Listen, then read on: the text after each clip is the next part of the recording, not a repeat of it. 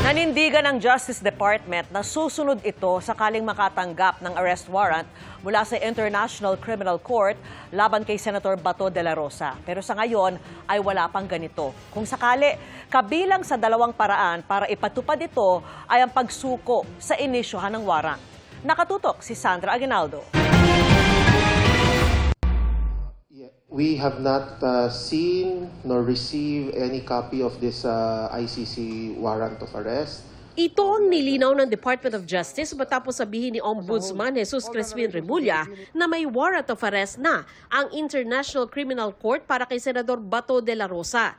Pero kahit wala pang nakikitang warrant, sakaling meron talaga nito, ay susunod nila ang Justice Department. We will have to comply. One of the possible situations would be just determining the length of time when it would actually be implemented. Sabi ng DOJ, sa ilalim ng batas, dalawa ang opsyon nila para ipatupad ito. Una, ang pagsusuko ng inisyuhan ng arrest warrant na mas maigsi at mas madali umano. Pero ito mismo ang kino-question sa Supreme Court ng eskortan at isakay sa eroplano ng mga tauhan ng gobyerno si dating Pangulong Rodrigo Duterte para dalhin sa The Hague. Si De La Rosa ang isa sa mga humiling sa kataas-taasang hukuman na ideklarang unconstitutional ang pakikipagtulungan ng gobyerno sa ICC.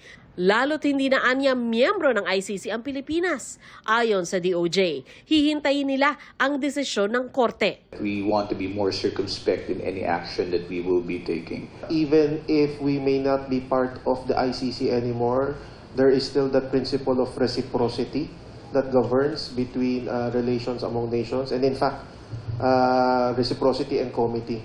Kung extradition naman, hindi ito agad-agad maipatutupad at dumadaan din daw sa korte. Kabilang sa mga argumento kontra dito ay hindi naman bansa ang ICC para humiling ng extradition. Ganun pa man, pinag-aaralan daw nila ang lahat ng pwedeng hakbang.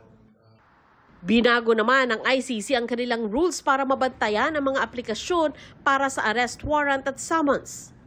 Sa bagong regulasyon ng ICC na pinatupad mula kahapon, November 10, kailangan secret o confidential ang mga ito at isa sa publiko lang kung may permiso ng mga hukom.